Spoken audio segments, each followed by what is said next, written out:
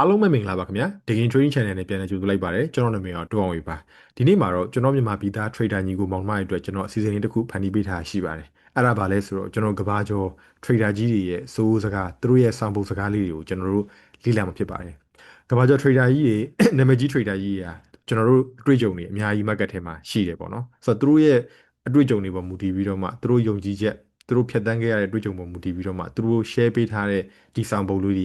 ကကျွန်တော်တို့ trader တွေအတွက်ကိုအများကြီးကိုမှခွန်အားရစေတယ်တွေးစရာတွေလည်းအများကြီးရရှိစေပါတယ်ပြီးတော့ကျွန်တော်ပြင်ရမယ့်ဟာတွေလည်းကျွန်တော်အများကြီးမြင်စေပါတယ်ဆိုတော့ဒီနေ့ဗီဒီယိုလေးကိုကျွန်တော်တို့အဆုံးထိကြည့်ခြင်းအားဖြင့်ကျွန်တော် trader တွေအတွက်ကိုဘူးတုဒအများကြီးရစေရမယ်လို့ကျွန်တော်အနေနဲ့အားမခံရပါတယ်ဆိုတော့ကျွန်တော်တို့ကလေ့လာပြီးကြည့်ကြည့်ရအောင်ဆိုတော့ကျွန်တော်တစ်ချက်ကြည့်ကြည့်မယ်ပေါ့နော်ဆိုတော့အရင်ဆုံးကျွန်တော်တို့ဒီပထမဆုံးဒါအရင်ဆုံးဒါရှိရတာ trader ကြီးကတော့ဒါ trader Jaxi Livermore လို့ခေါ်ပါတယ် trader Jaxi Livermore ဆိုတာကဒါကျွန်တော်တို့နာမည်ကြီး trader တယောက်ပေါ့နော်ကျွန်တော် reminiscent of stock operator ဆိုရဲစာအုပ်တစ်အုပ်ရှိပါတယ်အဲ့ဒါဘာလဲဆိုတော့ဒီဆရာကြီး Jaxi Livermore trader ကြီး Jaxi Livermore ဟိုဒါရေးထားတဲ့စာအုပ်ပေါ့နော်သူစင်နဲ့လုံးဝအောက်ခြေဘဝကနေပြီးတော့မှတက်လာပြီးတော့မှတကယ်ဟိုမှထိပ်သီးချမ်းသာတဲ့ဒီ trader တယောက်ဖြစ်တဲ့ trader တယောက်ဖြစ်ခဲ့ရပေါ့နော်ဒါပေမဲ့သူ့ရဲ့ဘဝမှာတော့အတက်ကြရတော့များတယ်သူကအများကြီးလဲသူကရှာနိုင်ခဲ့တယ်တစ်ဖက်မှာလဲသူကနောက်ဆုံးသူ့ရဲ့ဒီဆုံးဖြတ်ချက်တစ်ခုကြောင့်လဲသူကသူ့ရဲ့ trading profit တချို့တစ်ဝက်ကပြန်ပြီးတော့မှဆုံးရှုံးမှုရှိပြီးနောက်ဆုံးသူအရန် upset ဖြစ်ပြီးတော့မှပေါ့နော်အဲ့လိုမျိုးသူ့ရဲ့ ending ကတော့ဟိုအရင်မကောင်းခဲ့ဘူးပေါ့နော်ဒါပေမဲ့ तू ကဆင်းရဲသွားတာမဟုတ်ဘူး तू မှာတော့အများကြီးတော့ပိုင်ဆိုင်မှုတွေရှိခဲ့တယ်ဒါပေမဲ့ तू စိတ်ညစ်လို့ तू life ကို तू end လုပ်လိုက်တယ်ပေါ့နော်ဒါပေမဲ့သူ့ရဲ့အောင်မြင်ဆုံးအချိန်ကြီးအများကြီးရှိခဲ့တယ်သူ့ရဲ့အတွေ့အကြုံတွေကလည်း trader တွေအတွက်ကိုတန်ဖိုးဖြတ်လို့မရအောင်ထိကိုဒါများတယ်ပေါ့နော်ဆိုတော့ဒီဒီ trader ကြီးရတယ်ဒါတကယ်လို့မှဟိုလက်ရှိငွေကြေးနဲ့ဆိုရင်ဒါအရင်ခေတ်ကဆိုရင်ပေါ့နော်လက်ရှိငွေကြေးနဲ့ပြောမယ်ဆိုရင်ဘီလီယံနီးပါးလောက်ထိကိုဒါရှာဖွေခဲ့တဲ့ trader ကြီးတော့ဖြစ်ပါတယ် Jesse Livermore လို့ခေါ်တယ်ပေါ့နော်သူကဘာပြောလဲဆိုတော့သူ့ရဲ့အတွေ့အကြုံမှာပေါ့နော်သူက let winner run ပေါ့နော်သူကဘာလဲဆိုတော့ကိုယ်မှာရရှိနေတဲ့ profit ကိုတဲ့ဆက်ပြီးတော့မှကင်ထားပါတဲ့ဆိုတော့ကိုယ့်ရဲ့မြတ်တဲ့အမြတ်တွေကိုဆက်ပြီးတော့မှကင်ထားခြင်းအဖြစ်ဒါသွားပါပေါ့နော်ဆိုတော့ तू ကဘာပြောလဲဆိုတော့ it was never my thinking that make the big money it was my sitting တဲ့ဒီပတ်စံအများကြီးရတယ်ဆိုတာကတဲ့နော်ဒီလိုမျိုးအမြဲ trade နေလို့မဟုတ်ပါဘူးတဲ့ it was my sitting သူဘာမှမလုပ်ဖဲနဲ့ကို position တစ်ခုကောင်းကောင်းရပြီးသွားတဲ့ခါကျရင်အဲ့ position ကို hold ထားလို့သာလျှင်သူဒီကြီးမားတဲ့ profit တစ်ခုကိုရတာဖြစ်ပါတယ်တဲ့ဆိုတော့ it was never my thinking that made the big money ဆိုတော့ပတ်စံတွေအများကြီးရတယ်ဆိုတာငါရဲ့အတွေးခေါ်မဟုတ်ပါဘူးတဲ့အတွေးခေါ်ကြောင့်မဟုတ်ပါဘူးတဲ့အဲ့ဒါဘာကြောင့်လဲဆိုတော့ it was my sitting ငါထိုင်နေလို့ဖြစ်ပါတယ်သူကဒါတင်စားပြီးပြောတာပေါ့နော်အဓိကအဓိပ္ပာယ်ကဘာလဲဆိုတော့ profit တစ်ခုဟိုရခဲ့တယ် position ကောင်းတစ်ခု entry ကောင်းတစ်ခုရခဲ့တယ်ဆိုရင်ကျွန်တော်တို့ market ထဲမှာရှိတဲ့ short fluctuation တွေကြောင့်တန်းပြီးတော့မှ order တစ်ခုကိုပိတ်ပစ်တာမျိုးတန်းမလုပ်ဘဲနဲ့ကိုသတ်မှတ်ထားတဲ့ profit target ကိုသတ်မှတ်ထားတဲ့ဒီ profit ကိုပေါ့နော် trailing stop loss ပဲဖြစ်ဖြစ် take profit နဲ့ဖြစ်ဖြစ်အဲ့ level တစ်ခုကို profit ကိုတက်နိုင်သမျှပို့ပြီးတော့မှထားဖို့အတွက်ကိုသူကပြောတာဖြစ်ပါတယ်ဆိုတော့ဒီဟာဒီ time frame တိုင်းမှာကျွန်တော်တို့အတွက်ဒါအကျုံးဝင်တယ်ပေါ့နော် time frame အကြီးမှထွေးထွေး time frame အသေးမှထွေးထွေးကျွန်တော်တို့9မိနစ်ချက်မှပဲထွေးထွေးပေါ့နော်ကျွန်တော်တို့ trade တဲ့ပုံစံဒီဟိုဘာဖြစ်ရမလဲဆိုတော့ risk to reward ပေါ့နော်ကျွန်တော်တို့ဒီတစ်ချက်ရင်းပြီးွားနှစ်ချက်မြတ်ဖို့လိုတယ်90ရင်း100မြတ်ဖို့လိုတယ်အဲ့လောက်ထိတော့အနည်းဆုံးမြတ်ဖို့လိုပါတယ်ဒီထက်မကပို့ပြီးတော့မှမြတ်တယ်ဆိုရင်ပို့ပြီးတော့မှမကောင်းပါတယ်အဲ့တော့ကို entry ဝင်ပြီးွားတယ် entry ကောင်းတစ်ခုရတယ်ကင်ထားပြီးွားပြီး profit လည်းအများကြီးရတဲ့အနေအထားတစ်ခုရှိတယ်ဆိုရင်ကျွန်တော်ဈေးနှုန်းတစ်ခုက retracement တစ်တစ်ခုပြန်ုံနဲ့လန့်ပြီးတော့မှပိတ်တာမဟုတ်ဘဲနဲ့ profit တစ်ခုကိုရနိုင်အောင်ကျွန်တော်တို့ထားဖို့လိုအပ်ပါတယ်ကျွန်တော်ကိုယ်တိုင်လည်းဒါ personally တွေ့ကြုံရှိရပေါ့နော်အဲ့ဒါဘာလဲဆိုတော့ဟို position ကိုကျွန်တော်လည်းအမြင်နှစ်ခုခွဲဝင်တယ်ပထမတစ်ခုကတော့ 1:2 တော့ကျွန်တော်လုပ်တယ်နောက်တစ်ခုကတော့ကျွန်တော် trading stop loss နဲ့ရသမျှကိုကျွန်တော်စောင့်ပြီးတော့မှကျွန်တော်သွားတယ်အဲ့ခါမျိုးမှာကိုယ့်ရဲ့ဒီ entry ကိုကိုယ့်ရဲ့ဒီ trading system ကိုကိုယ်ကအရင်လေ့လာပေါ့ data လေ့လာတဲ့အခါမှာကိုယ့်ရဲ့ trading system ကအနည်းဆုံး1:4 1:5လောက်ထိသွားနိုင်တဲ့အနေအထားမျိုးရှိရဆိုရင်တော့2လောက်မှတစ်ချောင်းပေးပြီးကျန်တဲ့ဟာကိုတော့ trading stop loss နဲ့သွားတာဒီပို့ပြီးတော့မှကိုယ့်အတွက်ကို profit တွေပို့ပြီး accumulate စုစေပါတယ်ဒါကိုကျွန်တော်အနေနဲ့ဒီ trader ကြီး Jesse မောင်ပြောတာတော့ let winner run ကိုယ့်ရဲ့ profit ကိုတက်နိုင်တယ်မြကင်ထားပါစောင့်ပါဆိုတဲ့ဟာမျိုးပေါ့နော်ဆိုတော့အဲ့ဒါလေးကိုကျွန်တော်တို့ကဒါပထမဆုံးဘူတူတာအနေနဲ့ကျွန်တော်မှတ်ထားဖြစ်ပါတယ်โอเคနောက်တစ်ခုကြည့်ကြည့်ရအောင်နောက်တစ်ခုကဘာလဲဆိုတော့ trader ကြီး Paul Tudor Jones ရဲ့စောင်းပုဒ်ပေါ့နော်သူက survive fast ပေါ့ the most important rule of trading is to play great defense not great offense ပေါ့ trading မှာအရေးကြီးဆုံးသောအခြေခံအကျဆုံးသော rule ကဘာလဲဆိုတော့တဲ့ကျွန်တော်တို့ great defense not great defense ကျွန်တော်တို့ not great offense ကျွန်တော်တို့ဒါတိုက်ခိုက်တာမဟုတ်ပါဘူးတဲ့ but play great defense ခုခံတာဖြစ်ပါတယ်တဲ့သူကအဓိပ္ပာယ်ကဘာလဲဆိုတော့ trading မှာ profit ရဖို့ကနံပါတ်1ဦးစားပေးမဟုတ်ပါဘူးတဲ့ကျွန်တော်တို့ကိုယ်မှာရှိတဲ့ငွေကြေးမဆုံးရှုံးအောင် view ဆိုင်ခြင်းဒီဒါအရေးကြီးဆုံးဖြစ်ပါတယ်ဆိုတော့ကျွန်တော်တို့ trader တွေကတစ်ခါကျရင်စဉ်းစားတယ်ဒီနေရာမှာငါဝင်လိုက်ရင်တော့ငါဒေါ်လာ1000လောက်မြတ်ပြီ2000လောက်မြတ်ပြီဆိုပြီးကိုယ်စဉ်းစားတယ်ဒါပေမဲ့တစ်ဖက်မှာဒီနေရာကိုဝင်လိုက်လို့ကိုယ့်အတွက်ဒေါ်လာ900 1000ဆုံးရှုံးနိုင်တယ်ဆိုတဲ့ဟာတခုကိုဒါတွေးဖို့မေ့ကြရတယ်ပေါ့နော်ဒါမှမဟုတ်လည်းနောက်မှတွေးကြရတယ်ပေါ့နော်ဆိုတော့အရေးကြီးတာကဘာလဲဆိုတော့ဘယ်လောက်မြတ်မလဲဆိုတာကဒါဒုတိယအနေနဲ့တွေးရမယ်ပထမတစ်ခုကဒီနေရာဒီ entry ကောင်းတစ်ခုဖြစ်တယ်ဆိုရင်ဒီနေရာမှာဝင်လို့ငါဒီနေရာမှာ stop loss ထားမယ်ဆိုရင်ငါဘယ်လောက်ရှုံးမလဲဆိုတဲ့အရှုံးကိုကိုကအရင်ကြည့်ရမှာဖြစ်ပါတယ်ဘယ်လောက် profit ကိုမြတ်မလဲဆိုတဲ့ဟာတခုကဒုတိယအနေနဲ့ဆက်ပြီးတော့မှစဉ်းစားဖြစ်ပါတယ်အဲ့တော့မတိကြရတဲ့မှာတိကြတခုကဘာလဲဆိုတော့ကိုမှန်းတဲ့ direction တိုင်းကိုမသွားဘဲနဲ့ဈေးနှုန်းပြန်ပြီးတော့မှပြန်လဲခဲ့တယ်လို့ကို stop loss ထိခဲ့တယ်ဆိုရင်ကိုယ့်ရဲ့ဆုံးရှုံးမှုဘယ်လောက်ရှိမလဲပေါ့နော်အဲ့ဒါဒီကိုယ့်ရဲ့ risk parameter ဖြစ်တဲ့ကိုယ့်ရဲ့0.5%ကိုယ့်ရဲ့1%ကိုယ့်ရဲ့2%တဲမှာဝင်ရဲ့လားဆိုတဲ့ဟာကိုကျွန်တော်တို့ trader ကသိဖို့လိုပါတယ်တခါကျရင်မျက်ချင်တာက1000ပြန်ရှုံးရင်1000ရှုံးမယ်ဆိုရင်ဒါဒီ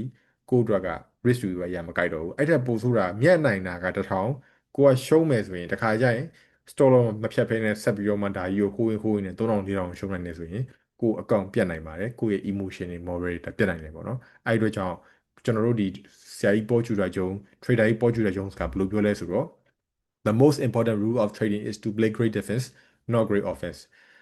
trading မှာအရေးကြီးဆုံးသောစည်းကမ်းကတိုက်ခိုက်တာမဟုတ်ပါဘူးတဲ့ခုခံတာဖြစ်ပါတယ်အကောင်းဆုံးခုခံတာဖြစ်ပါတယ်เนาะဒါလေးပြောပါပါတယ်နောက်တစ်ခုကကြတော့ trader ကြီး George Soros ပေါ့ George Soros ကတော့ဒါမြန်မာပြည်နဲ့ပတ်သက်တယ်ဆိုရင်တော်တော်များများသိကြရတယ်ပေါ့နော်ပြောမယ်ဆိုရင်သူကတော့ဒီ politics နဲ့ပတ်သက်တဲ့ဘိုင်းတွေဆိုရင်သူအများကြီးထဲဝင်ရှိတယ်တကဘာလုံးမှာပေါ့နော်မြန်မာပြည်လည်းသူလာဘူးတယ်နေပြည်တော်လည်းသူလာဘူးတယ်ပေါ့နော်ဆိုတော့သူကဘာပြောလဲဆိုတော့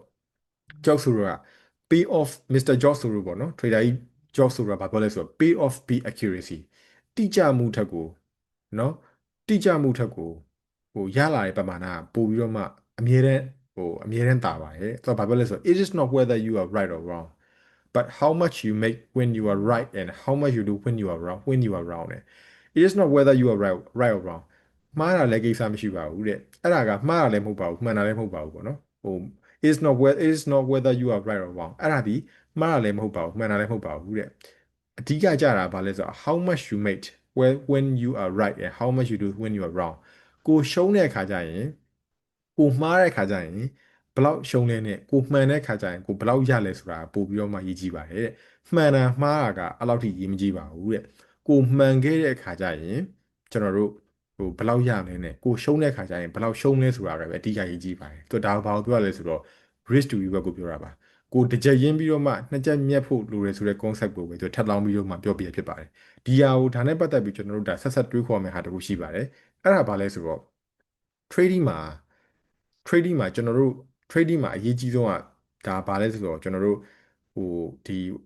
ီကိုယ့်ရဲ့ profit and loss ကကိုယ့်ရဲ့တန်ဖိုးမဟုတ်ဘူးဆိုတာနဲ့ဆက်တယ်ပေါ့နော်ကိုယ့်ရဲ့ဒီ profit and loss ကကျွန်တော်တို့ကိုယ့်ရဲ့တန်ဖိုးစဉ်ရှုံးသွားတဲ့ခါကျရင်စိတ်တက်ကြပါလိမ့်မယ်သူကဒီမှာဘာလဲဆိုတော့ပြီးတော့နောက်တစ်ခုက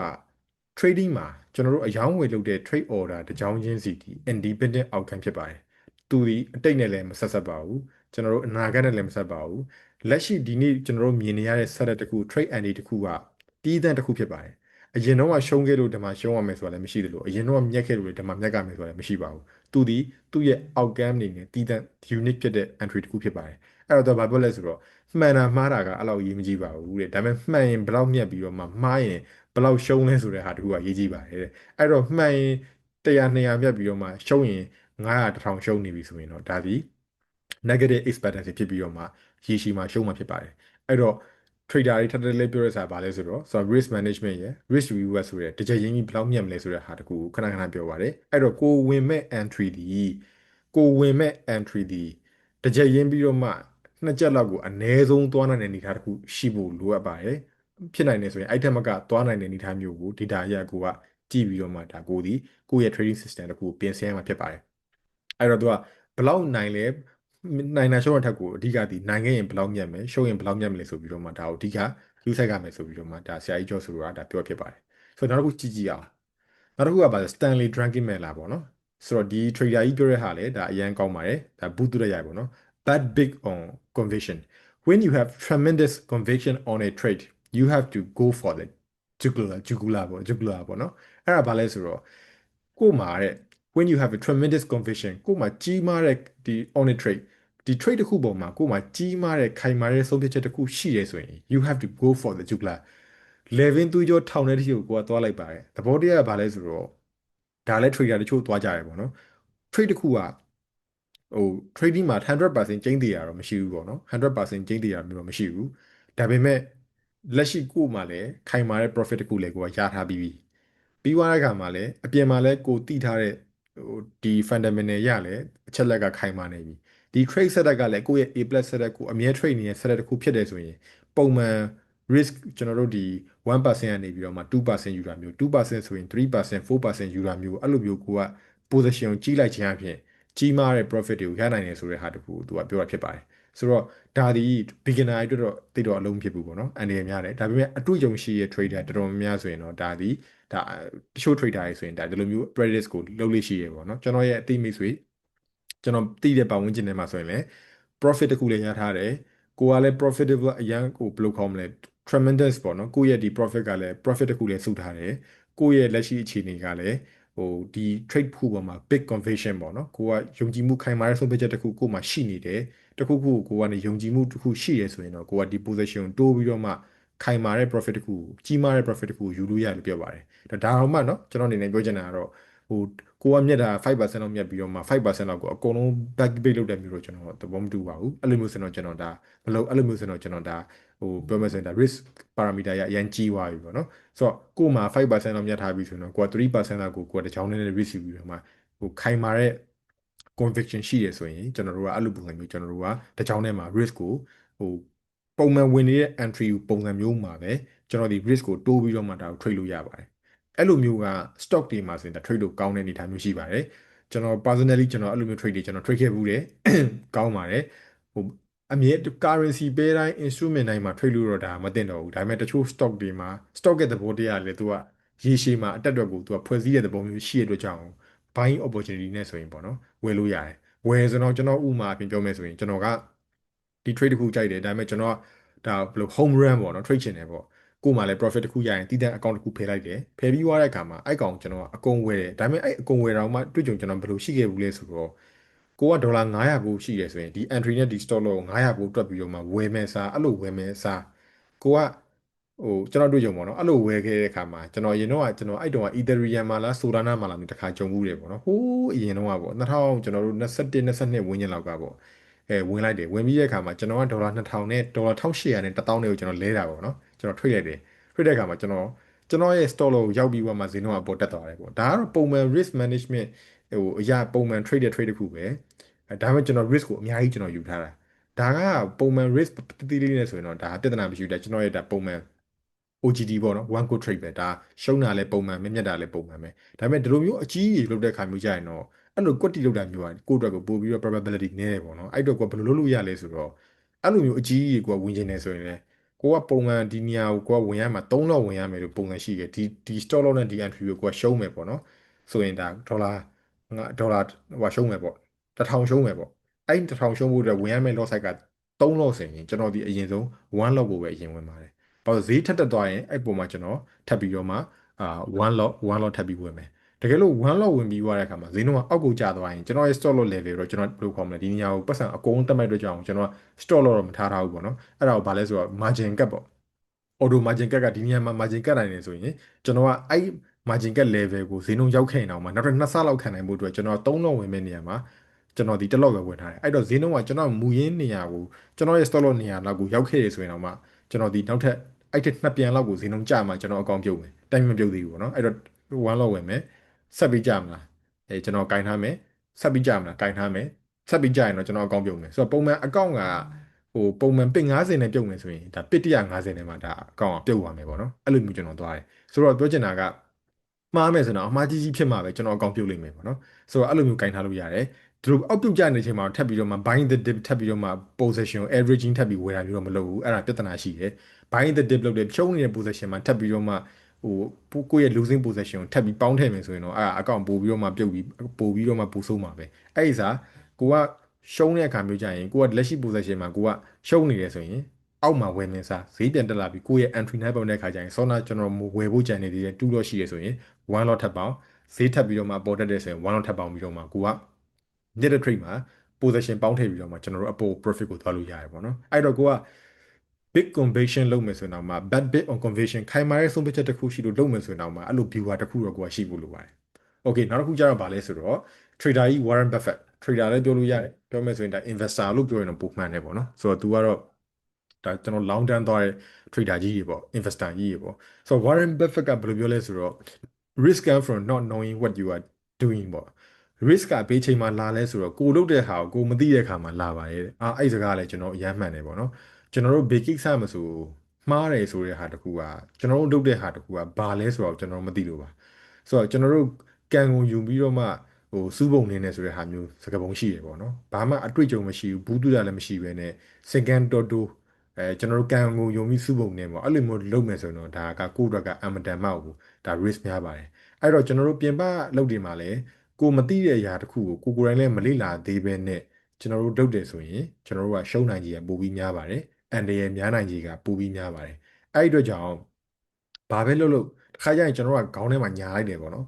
ငါသိပြီးသားပါဆိုပြီးတော့မှတကယ်မသိသေးတဲ့ဟာတစ်ခုဥပမာဖြင့်ဘယ်လိုကောင်းမလဲတချို့ကအပေါ်ယံကြောလေးပဲတင်လိုက်တယ် superficial လောက်ပဲတင်လိုက်တယ်တင်ပြီးွားတဲ့အခါမှာဒါကိုငါအကုန်သိပြီဆိုပြီးတော့မှထင်တယ်သူ့အတွေ့ထဲမှာဒါကိုသိပြီဒါပေမဲ့အတွေ့အကြုံရှိတဲ့လူတစ်ယောက်အနေနဲ့ point of view ကကြည့်ရဆိုရင်ဒါမှမသိသေးဘူးအဲ့ဒါကိုငါအကုန်သိပြီဆိုတော့စိတ်ကိုပေါ့နော်သူကမွေးလိုက်တဲ့အခါမျိုးမှာဘာဖြစ်သွားလဲဆိုတော့ဒီထပ်ပြီးတင်ယူရမယ့်ဟာတွေ तू မသိတော့ဘဲနဲ့ကိစ္စတစ်ခုသွားလုပ်လိုက်တယ်လုပ်ပြီးွားတဲ့အခါမှာ तू လုပ်တဲ့အလုပ်ကို तू ဘာလုပ်နေမှန်း तू ကိုယ်တိုင်မသိတဲ့အတွက်ကြောင့်ဒါကို तू သိပြီးထင်တယ်ဒါပေမဲ့တကယ်မသိသေးတဲ့အတွက်ကြောင့်နောက်ဆုံးမှာအရှုံးနဲ့ရင်ဆိုင်ရတယ်အဲ့တော့ကျွန်တော်တို့ကဒီ trading မှာတူတူပဲကို trade တဲ့ trading လုပ်တဲ့လုပ်ငန်းအကြောင်းကိုဘာလုပ်နေလဲဆိုတဲ့ဟာတခုဂဂနမသိသေးဘူးဆိုရင်ကျွန်တော်တို့ရှုံးပါပဲတော်ပါပဲ know your age ကိုယ့်ရဲ့ age ဆိုတာဘာလဲဆိုကိုယ့်ရဲ့အာသာမှုကိုသိပါပေါ့နော်ဒီနေရာကကိုယ့်အတွက်အခွင့်အရေးအာသာမှုကိုသိပါပေါ့နော်ဆိုတော့အားကြောင့်ကျွန်တော်ဘာပဲလုပ်လို့ကျွန်တော်တို့ဒီဘူးတုဒရှိဖို့လိုပါတယ်အဲ့တော့ကျွန်တော်ကဘာလဲဆိုတော့ကျွန်တော်တို့ဒီဟိုဘာသာရေးစာပေမှာလည်းရှိရပေါ့နော်ကံဉဏ်ဝရိယပေါ့နော်ကံဉဏ်ဝရိယဉာဏ်ဆိုတာပါတယ်ဉာဏ်ဆိုတာကဘာလဲဆိုတော့ဟိုကျွန်တော်အကောင်းဆိုအမှားအမှန်ကိုသိနိုင်သောပညာကိုဉာဏ်ပညာဟုခေါ်သည်ပေါ့နော်ဆိုတော့အဲ့ဒီဉာဏ်ပညာဒီဒါဘာလဲဆိုတော့ဒါကိုယ့်ရဲ့ဒါပြောမယ်ဆိုရင်ဒါဘူးတုဒလည်းဖြစ်မယ်ကိုယ့်ရဲ့ဒါဆုံးဖြတ်နိုင်စွမ်းဉာဏ်ပညာပေါ့ဒါကိုယ့်ရဲ့အတွေ့အကြုံတွေဘူးတုဒတွေဖြစ်ပေါ်လာတဲ့ဟာဘာပဲဖြစ်ဖြစ်ရှိဖို့လိုတယ်အဲ့ဒီဆောနာပြောတဲ့ဉာဏ်ပညာမရှိဘူးဆိုရင်တော့အဲ့ဒါက risk ကဘာပဲလို့လို့ကိုလုပ်တဲ့ຢာကိုကိုမသိဘူးဆိုရင်တော့ risk ကရှိနေမှာပဲကျွန်တော်တို့ဉာဏ်ဆိုတဲ့ဟာကိုတုံးတယ်ပေါ့နော်ဆိုတော့ကဉ္ဉံဝရိယကျွန်တော်တို့ကြောင်းနေမှာဆိုရင်ကျွန်တော်ရေးထားဟာရှိရပေါ့နော်ကျွန်တော်ကပြီးခဲ့တဲ့တခါလေးကြာရင် train လုပ်ရင်းနဲ့စဉ်းစားမိတာပေါ့နော်ပြန်ပြီးတော့မှစာဖတ်ရင်းနဲ့စဉ်းစားမိတဲ့ခါမျိုးကြာရင်တချို့ကျွန်တော်ငယ်တုန်းကတင်ခဲ့တဲ့အရာတွေကတော်တော်လေးဒါအဓိပ္ပာယ်ရှိအောင်တွေ့ရတယ်ပေါ့နော်ဘာလဲဆိုတော့စိတ်သက်စီကံပညာပေါ့နော်ကျွန်တော်ကြောင်းနေမှာလည်းရှိတယ်စိတ်သက်ကောင်းအောင်မယ်ပြီးရင်စီကံကောင်းအောင်မယ်စီကံဆိုတာလည်း discipline ပြောတာပေါ့နော်ပြီးရင်ပညာဆိုတာလည်းဆောနာပြောခဲ့တဲ့ဉာဏ်ပညာပေါ့နော်အဲ့ပညာဆိုတာလည်းဆောနာပြောကိုလုပ်တဲ့အရာကိုသိဖို့အတွက်အတွေ့အကြုံတွေဘူးတူတာတွေစီးပူးဖို့လိုတယ်ဆိုတဲ့ဟာကိုပြောတာပေါ့အဲ့တော့ဆောနာဒီ trader ကြီး Warren Buffett ပြောတဲ့ risk comes from not knowing what you are doing ကိုလုပ်တဲ့အလုပ်ကိုကိုမသိဘူးဆိုရင်တော့အဲ့ဒါ risk အမြဲရှိမှာပဲဆိုတဲ့စာဒီ trading မှာရောဘေးနေရာမှာဆိုတော့ကျွန်တော်တို့သုံးဝင်ပါတယ်အဲ့တော့ကျွန်တော်တို့ဒီဘာပဲလုပ်လို့သိဖို့လိုပါတယ်ကိုရောင်းဝယ်လုပ်နေတဲ့ကုန်ပစ္စည်းရဲ့သူ့ရဲ့ nature ဘယ်လိုရှိလဲဈေးနှုန်းဘယ်လိုယူတတ်တက်လဲ candlestick formation ဘယ်လိုရှိတယ်လဲပြီးနောက်ခုက risk ကိုဘယ်လောက်ပမာဏနဲ့ပဲကိုကရောင်းဝယ်လုပ်တင်လဲကိုယ့်ရဲ့ trading system ဘယ်လိုနေရာမှာလုပ်ပြီးဘယ်လိုချိန်တွေလုပ်မလုပ်ဘူးလဲအဲ့ဒါတွေကိုကနေပြီးတော့မှလေ့လာဖို့လိုအပ်ပါတယ်ဆိုတော့ဒါကြောင့်ဒီ trader ကြီး Warren Buffett investor ကြီး Warren Buffett ပြောတဲ့ဟာဒီလေအရန်ကိုကောင်းတဲ့ဟာတစ်ခုဖြစ်ပါတယ် okay ဆက်ပြီးကျွန်တော်ကြည့်အောင်နောက်တစ်ခုကဘာလဲဆိုတော့ဘာလဲဆိုတော့ number 6က trader ကြီးကျွန်တော် Peter Lynch ပြောတဲ့ဥစ္စာ own what you understand ကိုပိုင်တဲ့ဟာကိုနားလည်ဖို့လိုပါတယ်တဲ့ know what you own and know what why do you own it ကိုကဘာကြောင့်ဒါကိုပိုင်ဘာကြောင့်ကိုက know what you own ကိုကဘာကိုပိုင်ဆိုင်ထားရလဲပြီးတော့ know why you own it ဘာကြောင့်ဒါကိုပိုင်ဆိုင်ထားရလဲဆိုတဲ့ဟာကိုသိဖို့လိုပါတယ်တနည်းအားဖြင့်ပြောမယ်ဆိုရင်တော့ကိုပိုင်ဆိုင်ထားတဲ့ကို့မှာရှိတဲ့ပိုင်ဆိုင်မှုကိုသိရမယ်ပြီးသွားတဲ့ခါကျရင်ဘာကြောင့်ဒါကိုဝယ်ထားရလဲဘာကြောင့်ဒါကိုလုပ်ထားလဲသိရမယ်ဒါတော့ stock နဲ့ပတ်သက်ပြီးဒါအဓိကပြောတာပေါ့နော်ဘာလို့ဒီ stock ကိုဝယ်ရလဲနော်လက်ရှိကိုပိုင်တဲ့ကိုဝယ်ထားတဲ့ stock ကဘယ်လိုမျိုးလဲလက်ရှိဒီ stock ကိုဘာကြောင့်ဝယ်ရလဲဆိုရယ် reason ဆိုတာကိုကရှိဖို့လိုအပ်တယ်ပေါ့နော်အဲ့တော့ကျွန်တော်ဒီ trading မှာလဲကိုကဘာဖြစ်လို့ဒီ trade ကိုဝယ်ရလဲဘာကြောင့်လို့ကိုကဒီ trade ကို ဘာကြောင့်ရွှေဒီကိုဝယ်ထားတဲ့ရွှေကဘယ်လိုမျိုးသူက market ထဲမှာလှုပ်လို့ရှိလဲပြီးတော့ကိုဝယ်ထားတဲ့ရွှေကဘာလို့ quality နေရာမှာဝယ်ရလဲဆိုတော့ကိုယ့်ရဲ့ reason ကိုသိဖို့လိုပါတယ်ပြောချင်တာကိုလုပ်တဲ့လုပ်ကိုကိုသိဖို့လိုရဲဆိုတဲ့ဟာတခုထပ်ပြီးတော့မှပြောတာဖြစ်ပါတယ် Okay နောက်ထပ် trader ကြီးကြတော့ investor ကြီးကြတော့ဘာလို့လဲဆိုတော့ Ray Dalio ပေါ့နော်ဒါလည်း American hedge fund manager တယောက်ပဲ diversify for real diversify လုပ်ပါတယ်ကိုယ့်ရဲ့ပိုင်ဆိုင်မှုကိုတနေရာထဲမှာစုမထားဘဲနဲ့ခွဲခြမ်းစိတ်ဖြာထားပါတော့တော့ဘာလို့လဲဆိုတော့ဒါကျွန်တော် stock portfolio နဲ့ပတ်သက်ပြီးပြောတဲ့စာတစ်ခုပေါ့နော်ဒါ portfolio တစ်ခုပေါ့15 uncorrelated but is the closest thing to have a to closest thing to a free lunch in investing ယင်းနှိမ့်နှံမှုလောကမှာတဲ့ profit ကိုနော် risk နဲ့ free lunch ဆိုတာပြောမယ်ဆိုရင်တော့ဒါအလကားရတဲ့နေ့လေစာကျွန်တော်မြန်မာလိုစီလီယွန်ဘာသာပြန်မယ်ဆိုရင်တော့ဘယ်လိုခေါ်မလဲအန်ဒီရကင်းကင်းနဲ့ရတဲ့ပတ်စံပေါ့နော်ဒီ investing မှာယင်းနှိမ့်နှံမှုလောကမှာပိုင်ဆိုင်မှုကိုယင်းနှိမ့်နှံမှုလောကမှာကျွန်တော်တို့အန်ဒီရကင်းတဲ့ profit တစ်ခုကိုအကျိုးအမြတ်တစ်ခုကိုလိုချင်တယ်ဆိုရင်တော့ကိုယ့်ရဲ့ရောင်းဝယ်လုပ်တဲ့အခါမှာဒီ correlated တစ်ခုနဲ့တစ်ခုနဲ့ချိတ်ဆက်မှုမရှိတဲ့အကုန်ပစ္စည်း15ခုကိုအရောင်းဝယ်လုပ်လိုက်ပါတယ်ဒါတော့15ခုဆိုတာဒါတော့ဥမာထားပြီးပြောလိုက်တာပေါ့နော်ဆိုတော့ကျွန်တော်တို့အရောင်းဝယ်လုပ်တဲ့အခါမှာဥမာဖြင့်တော့ sector ရှိရပေါ့ stock တွေမှာဆိုရင်လည်းကျွန်တော်တို့construction sector ရှိမယ် agriculture sector ရှိမယ် technology sector ရှိမယ်ကျွန်တော်တို့ဒီပြီးသွားတဲ့ခါကျရင်ကျွန်တော်တို့ဒီfood sector ရှိမယ်ပြီးသွားတဲ့ခါကျရင်ကျွန်တော်တို့ဒီပြီးသွားတဲ့ခါကျရင်ကျွန်တော်တို့ဒီဆွမ်းနာပြ weapon storage weapon weapon market ပေါ့နော်ကျွန်တော်တို့ဒီလက်နက်ရောင်းဝယ်ကဏ္ဍရှိမယ်ပြီးရင်ကျွန်တော်တို့ pharmacy medicine ဆေးပညာလောကရှိမယ်ဆိုတော့အဲ့လိုမျိုးပေါ့နော်သူ့ရဲ့ဒီဈေးကွက်တွေရှိတယ်ပေါ့နော်ကုန်ပစ္စည်းတွေကမတူညီတဲ့ဟာရှိတယ်အဲ့ဒီမှာကျွန်တော်တို့ကဥပမာပြင်ကိုက real estate ကိုသဘောကျလို့ construction ဒီ construction stock တစ်ခုကိုပဲကိုကနေ construction နဲ့ပတ်သက်တဲ့နော်တစ်ခုကိုပဲအကုန်ပြုံပြီးဝယ်ထားခဲ့တဲ့အခါမျိုးကြရင်အင်ချင်မီဘူဝမ်းပေါက်တာမျိုးတို့ construction နဲ့ပတ်သက်ပြီးတစ်ခုခုပြဿနာတက်တာမျိုးတို့အဲ့လိုဖြစ်တဲ့အခါမျိုးကြရင်ကျွန်တော်တို့ဒီကိုယ့်ရဲ့ပိုင်ဆိုင်မှုကလုံးဝပြိုလဲသွားလိမ့်မယ်ကိုလုံးဝဒေဝါလီခံပြီးကိုအရန်ရှုံးသွားလိမ့်မယ်အဲ့ဒီအစားမတူညီတဲ့ကဏ္ဍတွေမှာ stock တွေကိုလိုက်ဝယ်ထားခြင်းအဖြစ်ကိုယ့်ရဲ့ပိုင်ဆိုင်မှုက diversify ဖြစ်တယ်ဆိုရင်ကျွန်တော်တို့ trader တွေအတွက်ကိုဒါအများကြီးတက်တာရတယ်ပေါ့နော်တစ်ခုပြိုလဲတော့တစ်ခုကထိန်းထားတဲ့အတွက်ကြောင့်တက်တာရတယ်ပေါ့နော်ဥပမာအဖြစ်ကျွန်တော်ပြပြပေးမယ်ဆိုရင်ကျွန်တော်တို့မြန်မာပြည်မှာစီးပွားရေးလုပ်ငန်းစုတွေရှိရဆိုပါစို့စီးပွားရေးလုပ်ငန်းစုရှိတဲ့အခါမှာကိုယ့်ရဲ့ပိုင်ဆိုင်မှုတွေအကုန်လုံးကိုတနေရာထဲမှာရင်းနှီးမှုနဲ့ထားတဲ့ဆိုင်ရင်ခွဲပြီးရင်းနှီးမှုနဲ့လူကပို့ပြီးတော့ခံနိုင်ရှိပါတယ်ဥပမာဖြင့်ကျွန်တော်ကိုဗစ်လိုကာလမျိုးမှာကျွန်တော်တို့ဒီဘယ်လိုခေါ်မလဲကိုဗစ်လိုကာလမျိုးမှာကျွန်တော်တို့ F&B လုပ်ငန်းကျွန်တော် food and beverage စားသောက်လုပ်ငန်းတွေရှိမယ်ပြီးွားရင်ကျွန်တော်တို့ဟို food and beverage လုပ်ငန်းထဲမှာကျွန်တော်ရင်းနှီးမှုနဲ့ထားတဲ့လူဆိုပါစို့ကိုဗစ်ကာလမှာလုံးဝဘာမှလှုပ်မရဘူးပေါ့နော် quarantine နေဝင်ရတယ်လုံးဝမရဘူးဆိုရင်ဆိုင်တော်တော်များက delivery ဘယ်လိုခေါ်မလဲကျွန်တော်တို့ delivery တခုပဲအားကိုးလို့ရတယ်ဆိုင်လုံးဝဖွင့်လို့မရအဲ့အချိန်မှာဆိုင်တော်တော်များတာပြုတ်ကုန်ကြတယ်ပေါ့နော်ဆိုတော့တော်တော်ကြီးတဲ့ဆိုင်တွေပဲခံနိုင်ရှိကုန်ကြတယ်ပေါ့အဲ့ဒီစားဒီ F&B တခုတည်းမဟုတ်ဘဲနဲ့တခြားကျန်းမာရေးလိုစတာမျိုးမှာကျွန်တော်စေကန်းစေုံမျိုးရှိတယ်ပြီးသွားတဲ့ခါကျရင်ကျွန်တော်တို့ဒီပြီးသွားတဲ့ခါမျိုးကျရင်ကျွန်တော်တို့တခြားစတာတွေပေါ့နော်ဒီကုန်ကြောက်ရောင်းတာမျိုးတို့ကုန်ပစ္စည်းရောက်ဆန်ရောင်းတာမျိုးတို့အခြေခံကျတဲ့ဒီဆိုင်တွေပေါ့နော်အဲ့လိုမျိုးကိုကမဖြစ်မနေလေပတ်ကတဲ့ဟာမျိုးတွေရှိတယ်အဲ့လိုလေဆိုင်မျိုးတွေလည်းကိုကရှိတယ်တစ်ဖက်မှာလည်းစားသောက်ဆိုင်လိုဟာမျိုးရှိတယ်ဆိုရင်လည်းကိုက profitable ပို့ပြီးကိုယ့်ရဲ့ profit portfolio က diverse ဖြစ်တဲ့အတွက်ကြောင့်ပို့ပြီးတော့မှအဆင်ပြေနိုင်တယ်ပြီးတော့ကျွန်တော်တို့ဒီကျွန်တော်တို့ပြည်နောက်တစ်ခုကဘာလဲဆိုတော့ကျွန်တော်တို့ဒီဟိုပါပေါ့နော်ဟိုတချို့ကဏ္ဍတွေရှိတယ်ဥပမာဖြင့်ကျွန်တော်တို့ profit ကျန်တဲ့ကဏ္ဍရှိ entertainment ပေါ့ကျွန်တော်တို့လက်ရှိ bar တွေ club တွေဒါတွေဆိုရင်လည်းဒါအရန်ကိုဝင်ငွေကျန်တဲ့ဟာရှိရင်ပြီးရင်ကျွန်တော်တို့ luxury good တွေပေါ့ကျွန်တော်တို့အင်ဂျီတွေနာရီတွေ luxury နာရီတွေ luxury အိတ်တွေရောင်းတဲ့လုပ်ငန်းတွေပေါ့ဒါတွေကစီးပွားရေးမကောင်းရင်အဆင်မပြေဘူးဒါပေမဲ့စီးပွားရေးကောင်းတဲ့ချိန်ညာအရန်ကောင်းတယ်အဲ့တော့လုပ်ငန်းတစ်ခုကအဲ့လိုလုပ်ငန်းတွေလည်းရှိတယ်ကျွန်တော်နာရီရောင်းတဲ့ဟာမျိုး luxury good တွေရောင်းတဲ့ဟာမျိုးပြီးသွားတဲ့ခါကျရင်လည်းကျွန်တော်73စီဆိုင်လိုမျိုးကျွန်တော်ရှိတယ်ပြီးသွားတဲ့ခါကျရင်လည်းကျွန်တော်တို့ကုန်ကြောက်ဆိုင်နဲ့ပတ်သက်တဲ့လုပ်ငန်းမျိုးလည်းရှိတယ် F&B နဲ့လုပ်ငန်းတွေရှိတယ်အဲ့လိုမျိုး diversify ဖြစ်တဲ့ခါမျိုးကျရင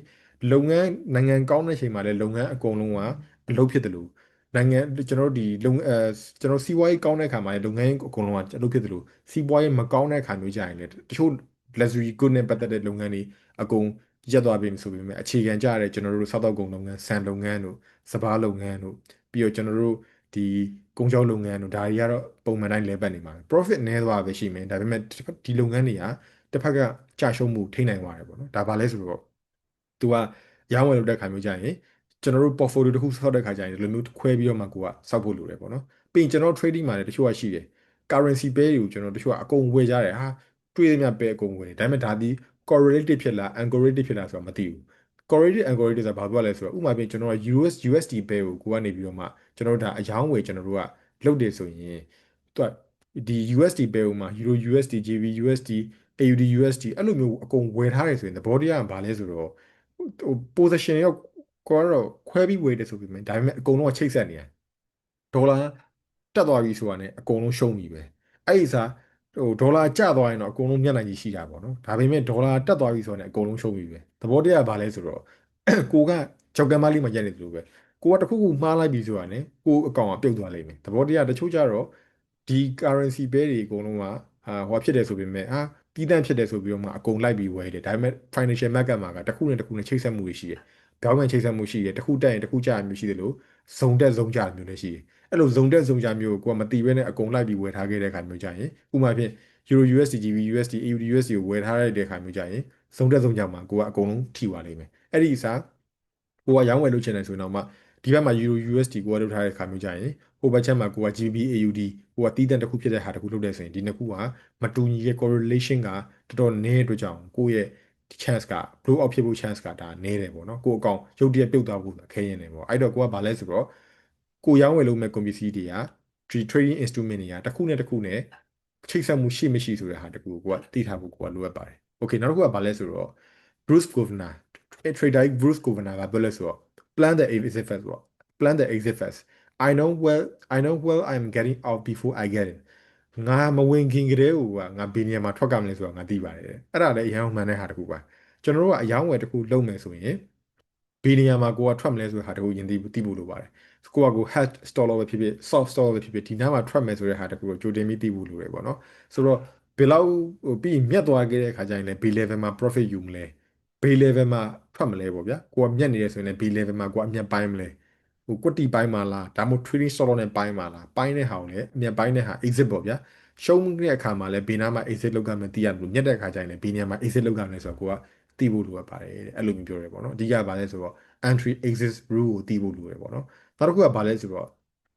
့ဒါဒီ trader ရဲ့နာမည်ကြီးပဲ X quota ပေါ့နော် X quota ပေါ့ your habit show up ကိုယ့်ရဲ့အကျင့်အားတဲ့အမြဲ show up လုပ်ပါတယ်တဲ့ win or lose ရှုံးနိုင် everybody get what they want of the market ရှုံးသည်ဖြစ်စေနိုင်သည်ဖြစ်စေလူတိုင်းက market ထဲမှာကိုလိုချင်တဲ့ဟာအကုန်ရကြပါတယ်တဲ့ဆိုတော့အဲ့ဒါဘာကိုပြောရလဲဆိုတော့ကိုယ့်ရဲ့အလေးကျင့်ပါကိုက trading လောကမှာကိုကအယောင်းဝယ်လုပ်ဖို့ကိုကဝင်လာတယ်ဒါပေမဲ့ကိုဒီစီကံမလိုက်နာဘူးအပြင်မှာလဲစီးပွားရေးလုပ်ငန်းတွေကိုတေချာမလုပ်ဘူးကျွန်တော်တို့ဝန်ထမ်းဆိုရင်လည်းဝန်ထမ်းကောင်းမလုပ်ဘူးဟိုလှုပ်ရှင်ဆိုရင်လည်းလှုပ်ရှင်ကောင်းမလုပ်ဘူးအဲ့လိုမျိုးပေါ့ပေါ့ပြပြလုပ်တဲ့လူတွေအကုန်လုံးကလည်း market ထဲမှာလည်းဒီလိုပေါ့ပေါ့ပြပြရလက်မျိုးပဲရမှာပဲတဲ့ဆိုတော့ trading မှာ profit ရခြင်းမရခြင်းဒီကိုယ့်ရဲ့ habit နဲ့အများကြီးကိုမှသက်ဆိုင်ပါတယ်တဲ့ဆိုတော့တခြားနေရာမှာဘယ်လိုခေါ်မလဲပေါ့ပြပြလုပ်တဲ့လူဝန်ထမ်းဆိုရင်လည်းပေါ့ပြပြနော်ကျွန်တော်တို့ចောင်းသားစင်လဲပေါ့ပြပြကျွန်တော်တို့ဒီလိုမျိုးစီးပွားရေးတဲ့ခါကျရင်တခြားလက်ကြောမတင်းမင်းနဲ့တခြားမလုပ်တဲ့လူကကျွန်တော်ဒီ market ထဲမှာလည်းဒီလိုမျိုး profit တွေရဖို့ဆိုတာမဖြစ်နိုင်ပါဘူးတဲ့အဲ့တော့ဘာလဲဆိုတော့ market ဆိုတာကကိုယ့်ရဲ့ reflection ပါပဲကိုကဘယ်လိုမျိုး market ပေါ်မှာအပြင်မှာကိုယ့်ရဲ့စိတ်နေစိတ်ထားဘယ်လိုမျိုးရှိလဲကိုကအလုပ်ဘယ်လိုလုပ်လဲပုံမှာမူတည်ပြီးတော့မှဒီအဲ့လိုမျိုးစိတ်အဲ့လိုစိတ်ထားကောင်းတစ်ခုမရှိဘူးဆိုရင်ဟိုအလုပ်ကိုတေချာမိမိရလုပ်ချင်တဲ့အောင်စူးစိုက်မှုရှိဖို့လိုတယ်အဲ့လိုမျိုးဟာတွေမရှိဘူးဆိုရင် market ထဲမှာလည်းစောနာအတိုင်းကိုအာရုံမဆိုင်ဘူးဆိုရင်လည်းမဆိုင်တဲ့ရလည်းရမှာဖြစ်ပါတယ်အဲ့တော့ win or lose everybody get what they want out of the market ရှုံးသည်ဖြစ်စေနိုင်သည်ဖြစ်စေလူတိုင်းကိုလိုချင်တာကိုရပါတယ်ဆိုတော့ဘာလဲဆိုတော့ကိုယ့်ရဲ့စိတ်နေစိတ်ထားကိုယ့်ရဲ့အပြုအမူကိုယ့်ရဲ့အလေးကျင့်ပုံမူတည်ပြီးတော့မှ market ထဲမှာရတဲ့ဆုံးရှုံးခြင်းအရှုံးအမြတ်ကလည်းကွဲပြားသွားမှာဖြစ်ပါတယ်ဆိုတော့ကိုကအရေးကြီးဆုံးဆိုတဲ့ဟာတခုကိုသူကပြောသွားဖြစ်ပါတယ်ဆိုတော့ဒါလည်းဒါအရန်ကိုဘူးတူရရတဲ့စောင့်ဖို့တစ်ခုဖြစ်တယ်ပေါ့နော် Okay နောက်ဆုံးတစ်ခုကဘာလဲဆိုတော့ trader ကြီး Jim Simon ကပြောတဲ့ဟာတခုပါ trust the data တဲ့အဲ့ဒါလည်းအရန်ကိုကောင်းတဲ့ဟာတခုပေါ့နော် we don't start with model we start with the data trading မှာတဲ့ trading investing မှာတဲ့ငါက theory နဲ့ငါအလုပ်မလုပ်ပါဘူးတဲ့ theory နဲ့ငါမစပါဘူးတဲ့ theory ရဲ့ prediction နဲ့မစပါဘူးတဲ့ငါ data နဲ့စပါတယ်သူ့ရဲ့ model က तू ကဘာလဲဆိုတော့သူ့ရဲ့ဥစ္စာကဒီ algorithm တွေပေါ့နော်သူကသင်္ချာဆရာသူကသင်္ချာ professor ပေါ့ math professor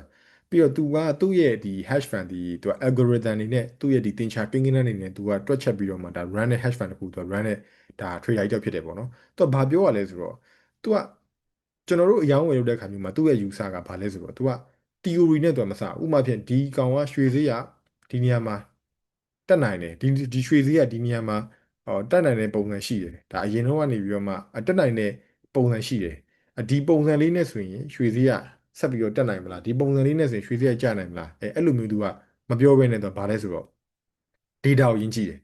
လက်ရှိ6လတစ်နှစ်ကိုသူကသူ့ရဲ့ဒီရွှေဈေးရဲ့အတက်အကျဒီ pattern ပုံစံတွေ behavior ပုံစံတွေကိုသူ့ဆက်တဲ့မောင်းထည့်လိုက်တယ်ကွန်ပျူတာရဲ့မောင်းထည့်တယ်ဒါကိုသူကနေပြီးတော့မှလက်ရှိ AI လိုမျိုးဒါမှမဟုတ်လေသင်္ချာနည်းပညာတွေနဲ့သူကဒါကိုသုံးသပ်လေ့လာပြီးမှသွားတယ်ကြည့်မှာဒီလိုမျိုးအခြေအနေမျိုးဒီလိုမျိုးဈေးတန်းမျိုးဒီလိုမျိုး candlestick မျိုးဒီလိုမျိုးအခြေအနေမျိုးရှိခဲ့တယ်ဆိုရင်ဈေးနှုန်းကတက်တယ်ဒီလိုမျိုး support resistance လိုမျိုးဒီလိုမျိုး candlestick လိုမျိုးဒီလိုမျိုး price pattern လိုမျိုးဖြစ်တယ်ဆိုရင်ဈေးနှုန်းကတက်တယ်ဒီလိုကြာတယ်သူကအဲ့လိုမျိုးလက်ရှိ market ထဲမှာဖြစ်ပေါ်နေတဲ့ data ကိုသူကယူပြီးတော့မှအရောင်းဝင်နေတာဖြစ်တယ်သူက prediction ဆိုတဲ့ဟာတစ်ခုကိုသူက theory ပေါ့နော် market theory ပေါ့ဈေးနှုန်းကအာ3လတခြား4လတခြားမှာဘယ်လိုခေါ်မလဲဈေးနှုန်းတည်တက်လေးရှိတယ်ဘေးချိန်မှာ